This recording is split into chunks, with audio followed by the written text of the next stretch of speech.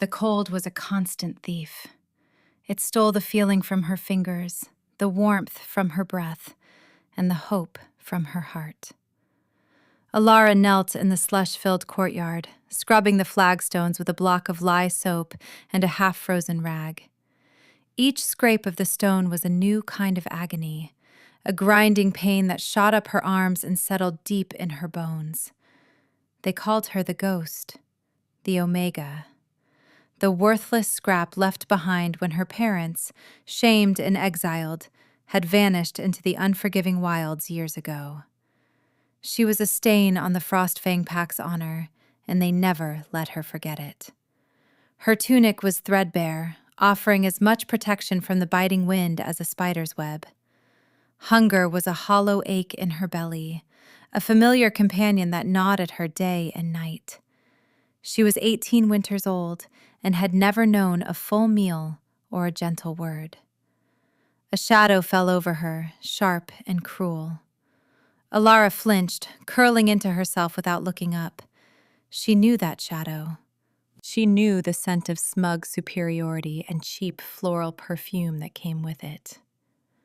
"Still scrubbing, little ghost?"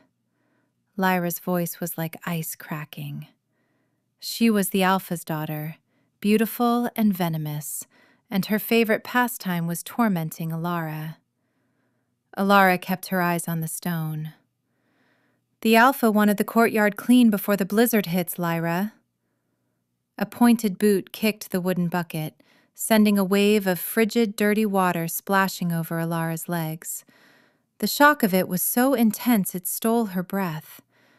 The cold soaked through her thin trousers instantly, a brutal violation that felt like being plunged into a frozen lake. It burned. Gods, it burned. "Oops," Lyra sneered, her friends tittering behind her. "My mistake. You're so pathetic and gray, you just blend in with the filth." Alara gritted her teeth, the taste of blood filling her mouth as she bit down on her tongue. She would not cry. She would not give them the satisfaction. Crying only made the cold worse, freezing the tears to her cheeks. "Maybe if you scrubbed harder, you might actually scrub the shame of your bloodline off these stones," another girl added, her voice dripping with malice. Alara squeezed her eyes shut. The shame wasn't on the stones. It was branded on her soul, a mark of worthlessness she could never wash away. She was nothing, a ghost, a scrap. She just had to endure. That was her mantra. Endure the cold, endure the hunger, endure the hatred. If she could just make it through one more day, one more winter, then maybe... Maybe what? What hope was there? There was nothing for her, nothing but this endless, grinding misery. Lyra and her friends finally grew bored and swept away, their laughter echoing like shattering glass in the frigid air. Alara remained kneeling, trembling uncontrollably, the icy water clinging to her skin. She forced her raw, bleeding fingers to pick up the rag again. She had to finish. If she didn't, she wouldn't get her meager portion of the evening meal. The wind began to howl, a low, mournful sound that promised a storm of legendary fury. The sky, already a bruised purple, darkened to a menacing slate gray. Snow began to fall, not in gentle flakes, but in a thick, blinding sheet. The blizzard was here. Panic, cold and sharp, pierced through her numb misery. The Elder Council had sent a foraging party out this morning, trying to secure one last hunt before the storm sealed the valley. They were not back yet. Among them was old Maeve, the only person in the entire pack who had ever shown Alara a flicker of kindness, occasionally slipping her a piece of bread or a mended sock. A reckless, stupid thought took root in her terrified mind. What if they were in trouble? What if they were lost? The pack warriors would not risk the full fury of the storm for a few foragers, not when the path to the high hunting grounds was so treacherous. they would be left for dead. Alara scrambled to her feet, her frozen limbs screaming in protest. She ignored the pain. She ignored the voice in her head that called her a fool. She grabbed a thin, worn cloak from a hook by the kitchens, a cloak no one would miss, and slipped out the back gate of the compound. The wind hit her like a physical blow, a solid wall of ice and fury that ripped the air from her lungs. The world dissolved into a maelstrom of white. She could barely see 5 feet in front of her, but she knew the forest. It was the only place she ever found a semblance of peace. She knew the paths better than anyone. She pushed forward, leaning into the gale, her face raw from the ice-laced wind. Every step was a battle. The cold was no longer a thief. It was a predator, sinking its teeth into her, seeking the marrow of her bones. Doubt clawed at her. This was suicide. What could a worthless Omega possibly do? She would freeze to death long before she found anyone. Yet the image of Maeve's wrinkled, kind face pushed her onward. She had to try. It was the first time in her life she had made a choice that was not about her own survival. It was a strange, terrifying, and oddly liberating feeling. An hour bled into 2. The world was a screaming white void. She was hopelessly lost, her sense of direction obliterated by the storm. Her body was failing. The trembling had stopped, replaced by a dangerous, leaden numbness. She stumbled, falling face first into a deep snowdrift. This is it, she thought with a strange sense of calm. This is where the ghost finally fades away. She was too weak to get up. The snow was soft, almost welcoming. It would be so easy to just close her eyes. But then she smelled it. Faint, but unmistakable beneath the scent of pine and the frozen ozone of the storm. Blood. Coppery and sharp. Adrenaline, cold and potent, surged through her veins.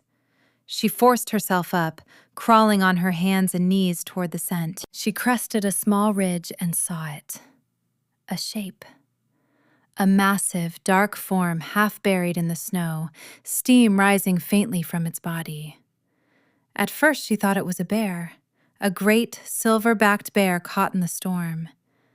But as she drew closer, her breath hitched. It was a wolf. A wolf larger than any she had ever seen, bigger than a draft horse, with a coat the color of moonlight on polished steel.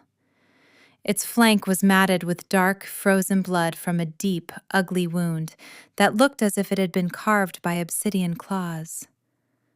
This was no ordinary wolf. This was a shifter. A powerful one, judging by his size. He was dying. His breaths were shallow, ragged things. His eyes were closed, his great head resting in the snow. Fear warred with a desperate, inexplicable compassion. A shifter of this magnitude could only be a powerful alpha, far from his own territory. He was an enemy, a stranger. But he was dying. And she was alone with him in the heart of a world-ending storm. She crept closer, her own impending death forgotten. The sheer scale of him was terrifying. His paws were the size of dinner plates, tipped with claws like black daggers. She reached a trembling, numb hand toward his massive head. Her fingers brushed against the fur of his brow. The world exploded. Not in sound, but in fire. A searing, white-hot energy shot up her arm, straight into her chest, and detonated behind her eyes. It was pure, untamed power, a torrent of lightning and sunlight, an ancient, raw life. She screamed, or thought she did, but the sound was swallowed by the storm and the roaring in her own head. She was thrown backward, landing hard in the snow. Her vision swam with golden light. The cold that had permeated her entire being was gone, burned away by an impossible internal sun. Her heart hammered against her ribs like a war drum. What was happening to me? When her vision cleared, she looked at her hand.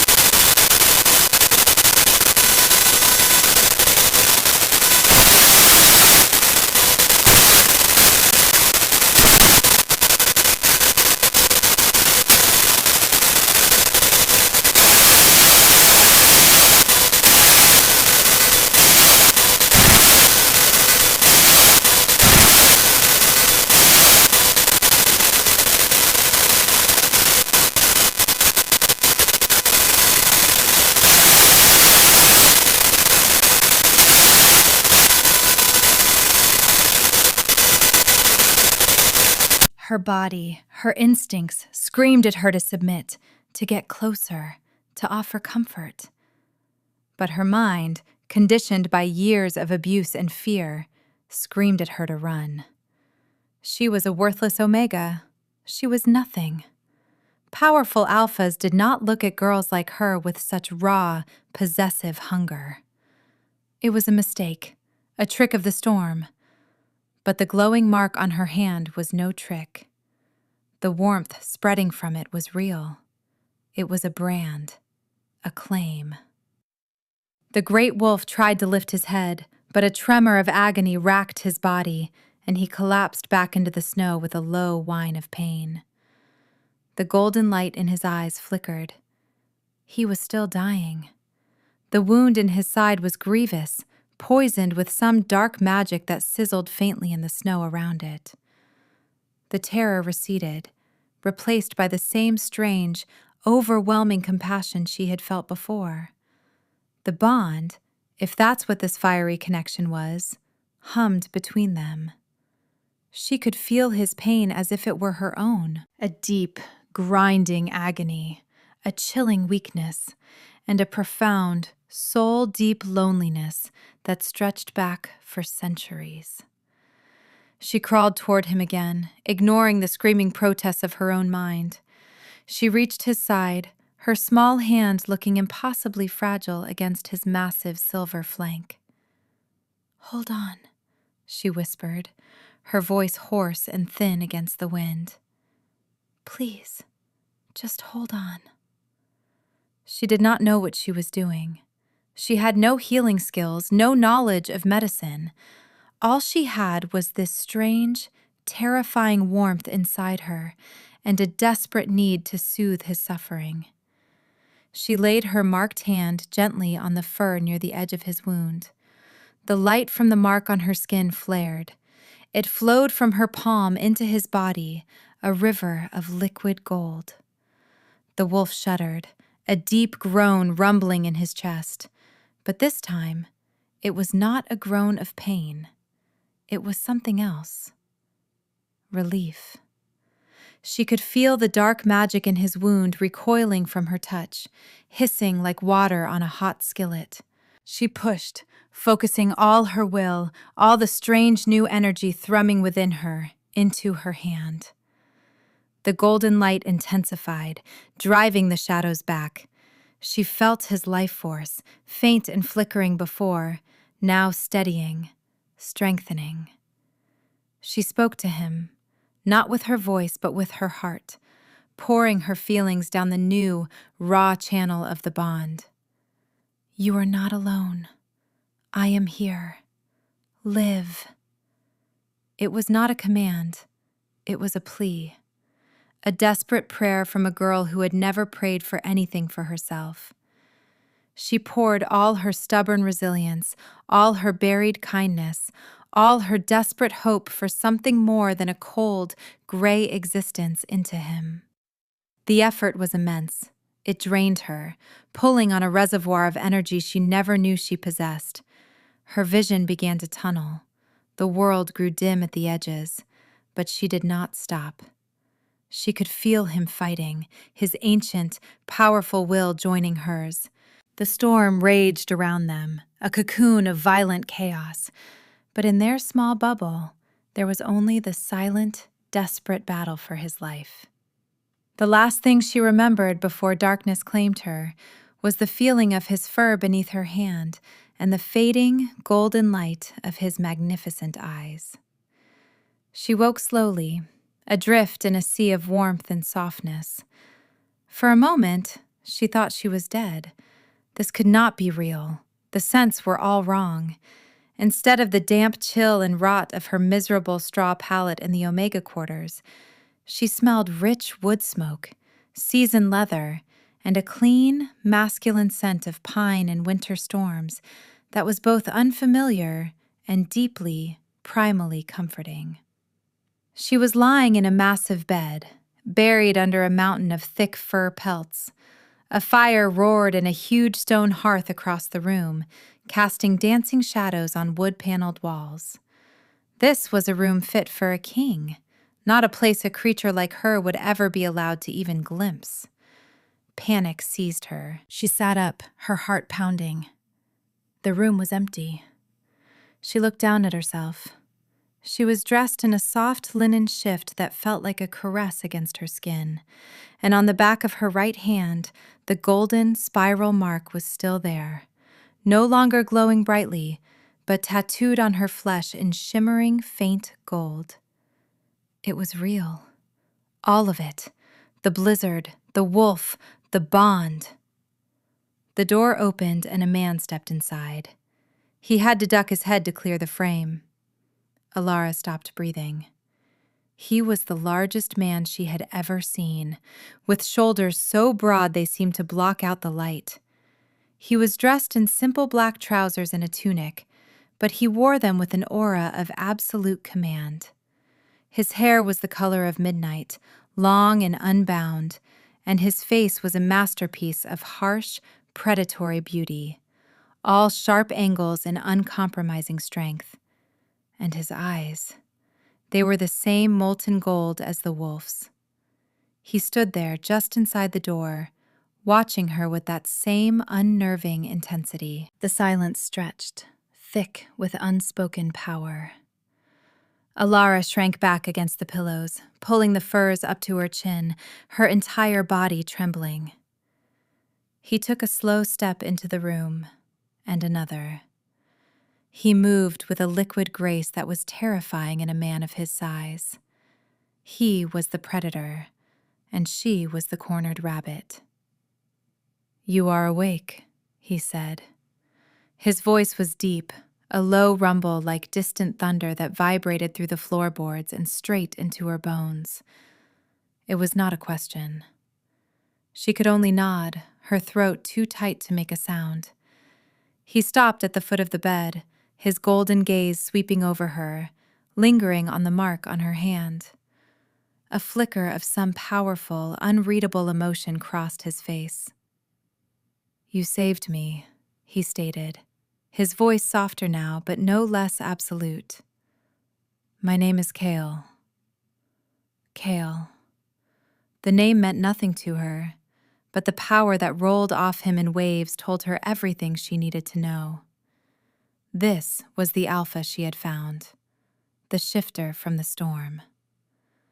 I don't know what I did," she whispered, her voice a reedy thing. "You are my mate," he said simply, as if stating the sun would rise in the morning. The words hit her like a physical blow. Mate. His. The world tilted on its axis. No. It was impossible. She was Alara, the ghost, the worthless scrap. Alphas like him did not have mates like her. It was a mistake, a cruel joke. "No," she breathed, shaking her head. "You're wrong. I'm an Omega. I'm nothing." The words came out automatically, the litany of her life, the truth she had been fed since birth. A dangerous glint entered his eyes. A low growl rumbled in his chest, a sound so primal it made the hairs on her arms stand up. "You are not nothing," he snarled, the sound vibrating with barely controlled fury. "You are mine, and no one will ever call you that again." He moved to the side of the bed and sat down. The mattress dipped significantly under his weight. He was so close now.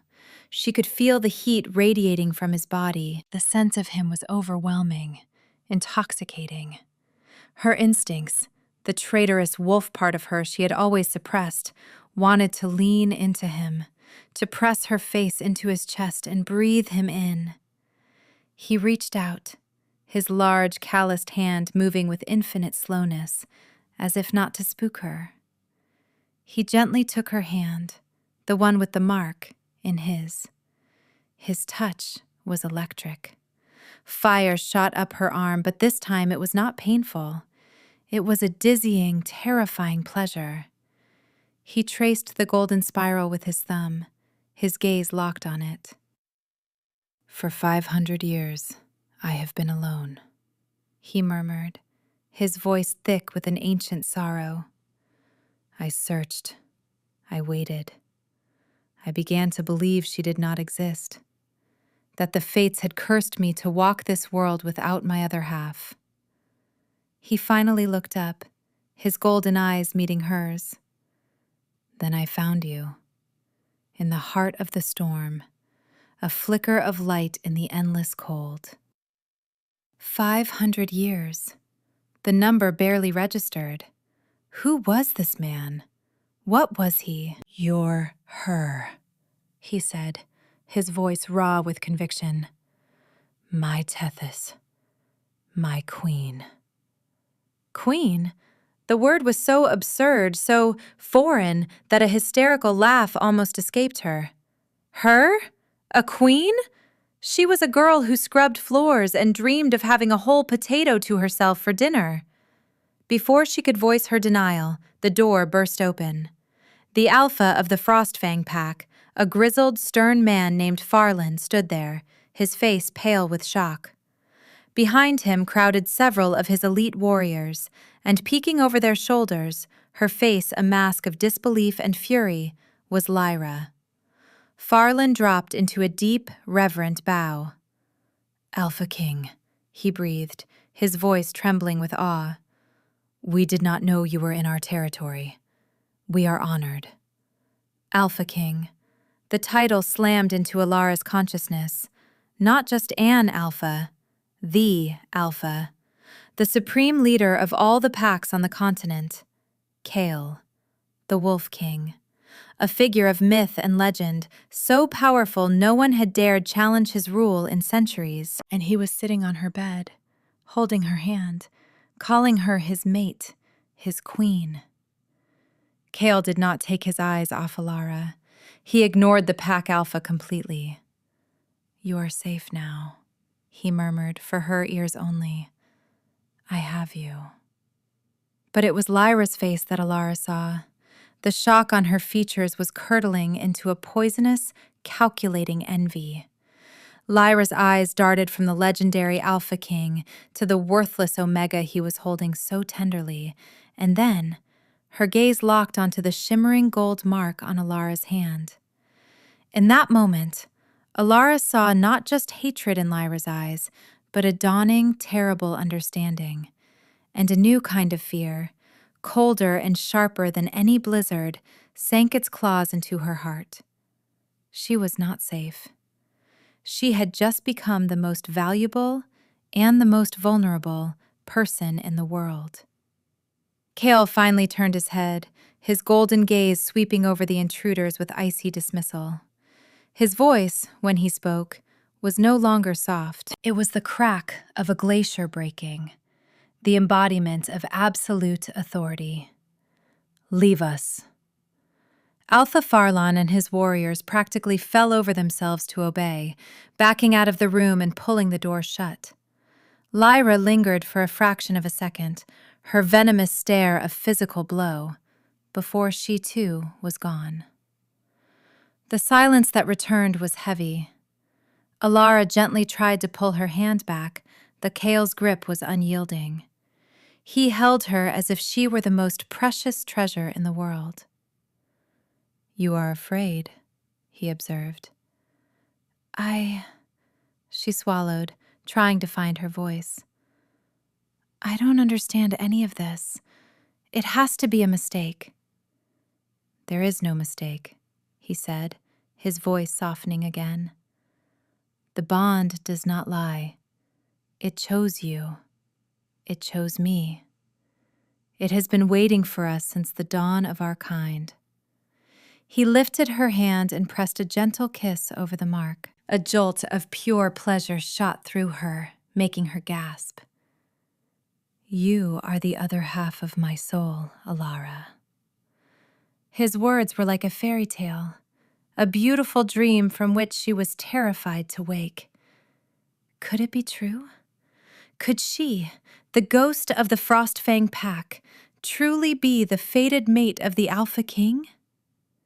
Hope, a fragile, terrifying seedling, began to push its way through the permafrost of her despair. For the next 2 days, she lived in that dream. Kale refused to let her out of his sight.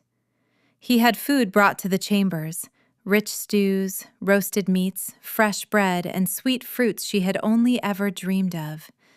He watched her eat with a fierce satisfaction, as if her every bite was a personal victory. He talked to her.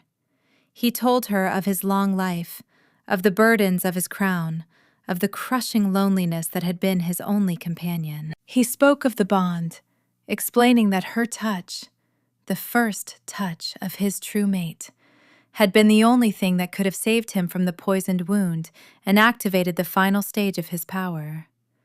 She, in turn, found herself whispering about her own life. The cold, the hunger, the endless litany of her worthlessness. With every word she spoke, a dark, dangerous anger grew in his eyes, a storm gathering on the horizon. "They will answer for what they did to you," he vowed, his voice a low, lethal growl. "Every slight, every moment of pain, I will make them pay." The thought was terrifying. She did not want retribution. She just wanted to be safe, to be warm, to be seen. And Kale saw her. When he looked at her, he did not see an omega, a scrap. He saw his queen. On the 3rd day, Kale was called into a tense meeting with Alpha Farlan. Something about patrols and reports of dark movements on their borders. He was reluctant to leave her, his possessive gaze lingering on her as he stood. "Do not leave this room," he commanded, though his tone was more of a plea. "I will be back soon. My guards are outside the door. No one will harm you." Alara nodded, her heart fluttering with a nervous warmth. She watched him go, feeling the pull of the bond stretch between them like a physical cord. Alone, she walked to the window, looking out over the snow-covered courtyard she had so recently been scrubbing. It seemed like a lifetime ago. A soft knock came at the door, not the heavy, respectful knock of a guard. She hesitated. "Who is it?" "It is only me, Lyra," came the sickly sweet reply. "I brought you some fresh water.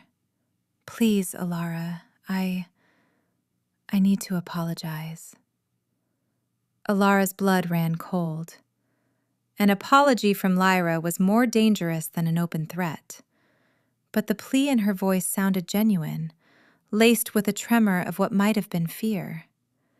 Against her better judgment, Alara opened the door a crack. Lyra stood there, her face pale and her eyes wide. She was not sneering. She looked broken. "I was a monster to you," she whispered, tears welling in her eyes. I was jealous, blinded by it. Can you ever forgive me? Before Alara could respond, Lyra shoved the door open with surprising force. It slammed Alara back against the wall. It was not just Lyra. Behind her stood two hulking men dressed in black leather, their faces obscured by shadows, their bodies radiating a chilling, unnatural cold. They were not of the Frostfang pack. They smelled of ash and decay. One of the men lunged, clamping a hand over her mouth before she could scream. His touch was like ice, but it burned, and a wave of nauseating weakness washed over her. The golden mark on her hand flared once, a desperate cry for help, and then dimmed as if smothered. The man's grip was like iron. Lyra watched, her face now twisted into a triumphant, ugly sneer. "You see, Ghost?" she hissed. "Some people are just born to kneel. The Alpha King may be a fool, but Lord Mordath is not. He will be very pleased with his new pet." Lord Mordath. The name was a whisper of pure evil, the leader of the Ember Covenant, a cult of shadow wielders who sought to overthrow the Alpha King. The second man grabbed her legs. They dragged her from the room, past the crumpled, unconscious forms of Kale's guards. The bond in her chest tore, a physical, agonizing rip as the distance between her and Kale grew. A scream of pure anguish tore from her soul, a silent, desperate call to her mate. "Kale!" She was dragged into the abyss. The world descended into a suffocating darkness, a place where the warmth of her newfound hope could not reach. They threw her onto a cold stone floor in a place that stank of old blood and dark magic. Shackles, forged from a dull black metal that felt slick and cold, were clamped around her wrists. The moment they closed, the warmth of the bond vanished entirely, replaced by a hollow, aching void. It was as if her soul had been scooped out, leaving only an empty shell. She was alone again, truly alone. The brief, beautiful dream was over. This was her reality. Cold, pain, darkness. For hours, or perhaps days, she drifted in a state of numb despair. The pain of the severed connection was a constant, physical agony.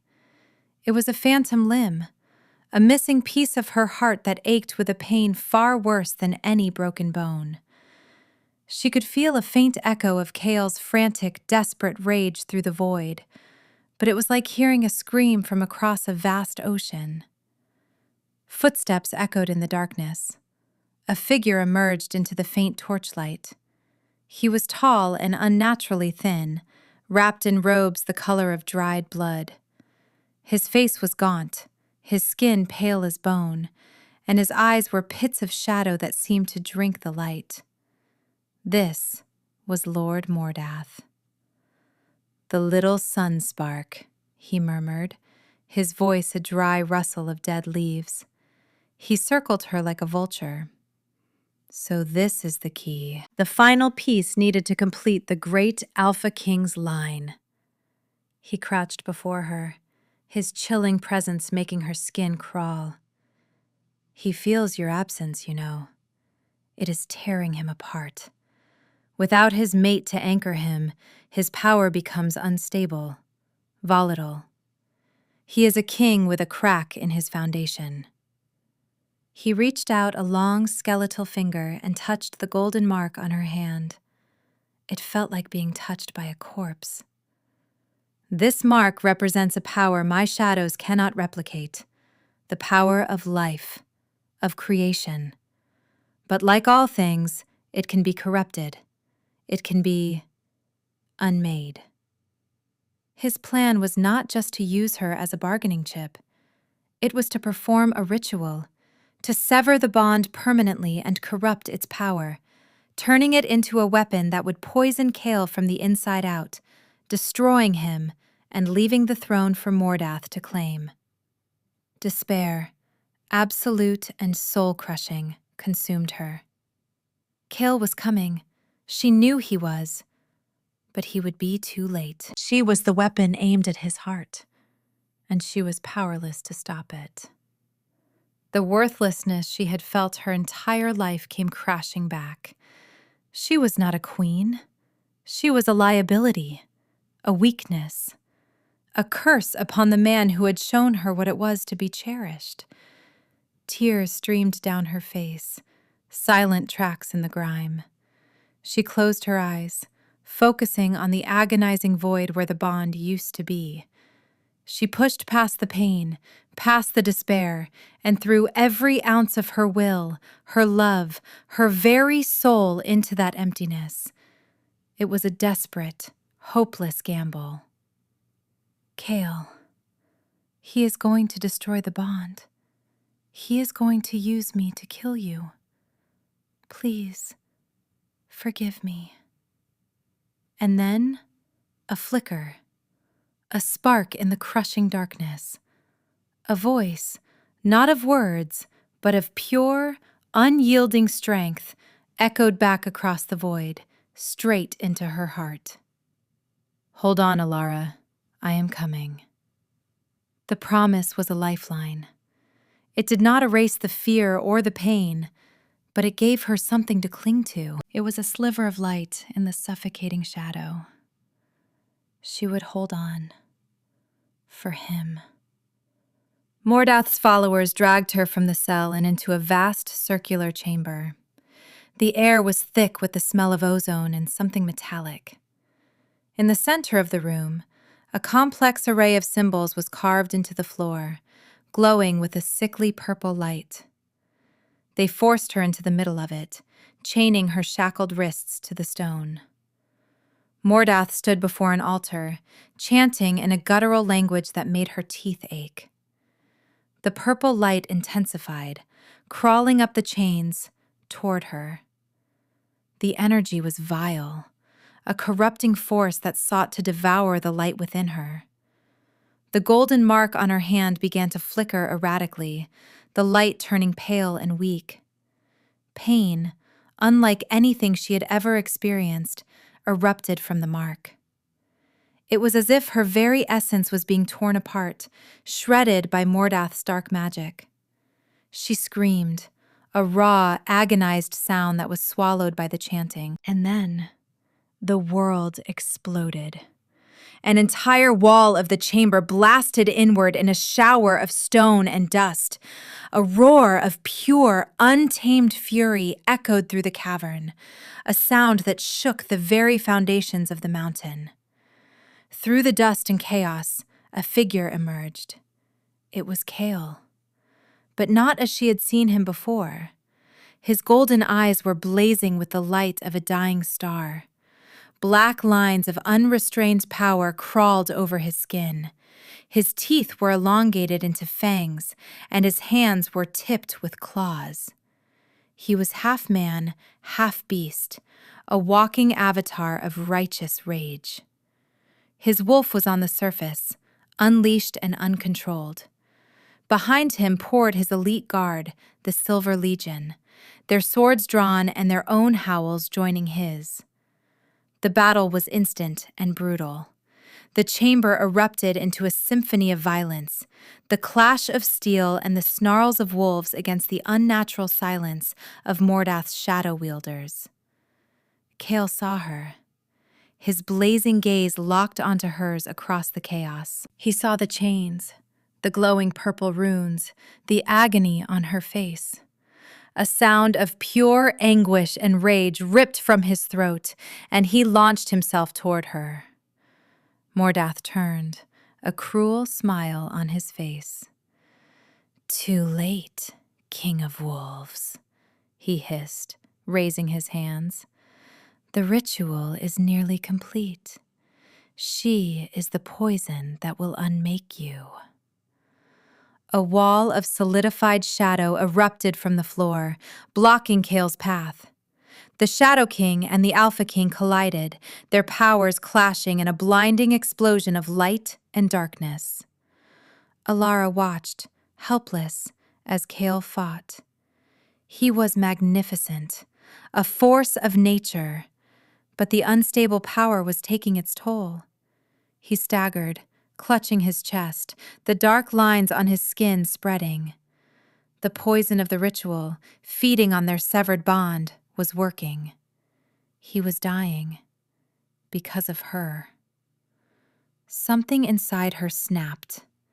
The years of abuse, the fear, the self-loathing, it all burned away, incinerated by a sudden volcanic eruption of pure, protective rage. He had called her his queen. He had shown her she was not worthless. And this shadow thing was going to take him from her. No, she whispered, the word a promise. She looked down at the mark on her hand, now flickering like a dying candle. She remembered the feeling in the snowstorm, the warmth, the light. It was not his power. It was hers. It had always been hers. She had just been too afraid to see it. No! This time the word was a roar. It ripped from her throat, filled with all the power she never knew she possessed. She pulled against the chains, not with the strength of her arms, but with the force of her will. The golden mark on her hand exploded. A wave of pure, blinding sunlight erupted from her body. It was not a gentle warmth this time. It was the fury of a supernova. The wave of light slammed into the chamber, vaporizing the purple runes, shattering the enchanted chains, and blasting Mordath's followers off their feet. The shadows recoiled, hissing and dissolving in its radiance. She stood, untethered, in the center of a crater of her own making, bathed in a column of golden light. She felt powerful, whole. The hollow ache in her chest was gone, replaced by a roaring inferno of energy. She was not a ghost. She was not a scrap. She was the sun. Mordath, thrown back by the blast, stared at her in stunned disbelief. Impossible. Kale was on one knee, weakened, staring at her with awe and overwhelming love. Alara turned her full attention to the Shadow King. You tried to use me, she said, her voice ringing with an authority she had never known, an echo of the power now flowing through her. You called me a pet, a key. She took a step toward him, the stone cracking under her feet. You were wrong. She raised her hand and the light gathered around it, forming a spear of pure, solidified sunlight. I am not the key to his destruction, she declared, her voice resonating through the chamber. I am his queen. She threw the spear. It crossed the distance in a heartbeat, striking Mordath square in the chest. He did not even have time to scream. The light consumed him, and he dissolved into a cloud of black ash that was scattered by the dying winds of her power. Silence fell over the chamber. The battle was over. The remaining members of the Ember Covenant were either dead or had fled. The light around Alara receded, flowing back into her, leaving her standing there, trembling with the aftershocks of its passage. She looked at Kale. He was pushing himself to his feet, the dark lines receding from his skin as the bond between them, now free and roaring with life, poured her strength into him. He stumbled toward her, his golden eyes full of emotions too powerful to name. He reached her and pulled her into his arms, crushing her against his chest. He buried his face in her hair, his massive frame shaking with relief. Alara, he breathed, his voice thick and raw. I have you, she whispered, echoing the words he had once spoken to her. She wrapped her arms around his neck, holding him tightly, feeling the steady, strong beat of his heart against hers. He pulled back just enough to look at her, his hands framing her face with a reverence that made her heart ache. "My brave queen," he said, his thumb gently stroking her cheek. "You were never worthless. You were just waiting to burn." He leaned down and kissed her. It was not a gentle kiss. It was a kiss of desperation and relief, of promises kept and a future claimed. It was fire and lightning and the silent, beautiful peace after the storm. The bond flared between them, a brilliant, joyful nova of shared love and power. When he finally broke the kiss, he rested his forehead against hers. He took her right hand, lifting it to his lips and kissing the golden mark. As he did, the mark flared, and an identical, shimmering golden spiral burned itself onto the back of his own hand. The bond was complete, 2 halves made whole. Weeks later, Alara stood on the great balcony of the Alpha King's mountain citadel. The air was crisp and clean, and the sun shone brightly on the snow-capped peaks.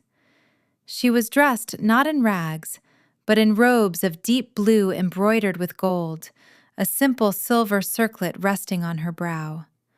Below, in the grand plaza, thousands of shifters from every pack on the continent were gathered. They had come to see the king's mate, the mythical queen who had been found at last. Kale stood beside her, his presence a solid, comforting warmth. He took her hand, their matching marks pulsing in unison. He squeezed it gently, his golden eyes full of pride and love. "Are you ready?" he murmured. She took a deep breath, the fear a distant echo now. She was no longer the ghost of the Frostfang pack. She was Alara, mate of the Alpha King. She was a sunweaver. She was a queen. She looked at the sea of faces below, at the home she never knew she had, at the man who was her other half. A soft smile touched her lips, the first truly genuine smile of her life. It felt like a sunrise. "I am," she said, her voice clear and strong. He raised their joined hands to the crowd. A cheer erupted, a deafening, joyous roar that echoed off the mountains and seemed to shake the very sky. It was a sound of acceptance, a sound of hope, a sound of welcome.